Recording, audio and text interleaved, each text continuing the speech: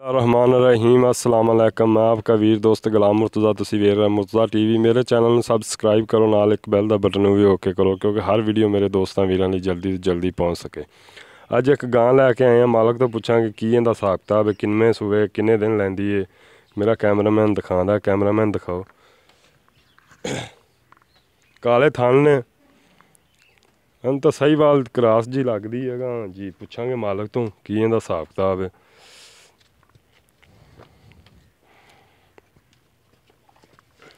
पीछा हो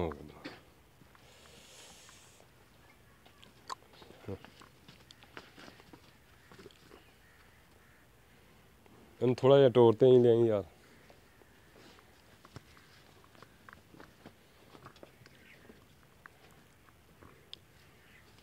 सारी गांव में लिया चड्डा चंगा बनावेगी, ये कच्ची है।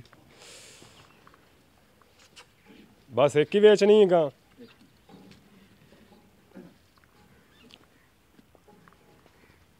अस्सलाम वालेकुम। वालेकुम सलाम। अच्छा, ये सब तो पहला 10 सूबे किनमें?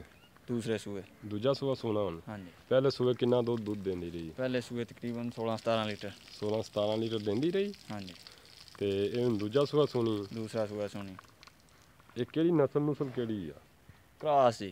Cage Sahiwal cross. Sahiwal cross है। हाँ जी। साहिवाल किंदे च क्रास? चोलस्तान। चोलस्तान च। अच्छा, ये भाईजान ये दस किन्ने दिन लैंदी है? 28 दिन लेंदी तकरीबन, महीना कह लो। महीना लैंदी है जी? हाँ जी। पक्के तसल्ली है? तसल्ली महीना लेंदी। उन्हें दा प्यार मुहब्बत वाला मुल की? 1,30,000। ਇਹਦੇ 'ਚ ਕੋਈ ਪਿਆਰ ਮੁਹੱਬਤ ਵੀ ਮੈਂ ਕਰਾਉਂਦਾ ਹੁੰਦਾ? प्यार मोहब्बत हो जाएगी। ਹੋ ਜਾਏਗੀ। हाँ जी। ਮਿਹਰਬਾਨੀ।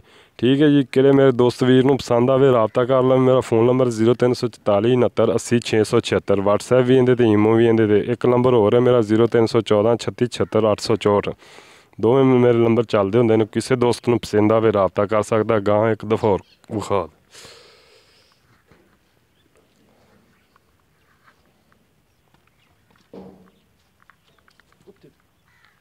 उड़ा देगी।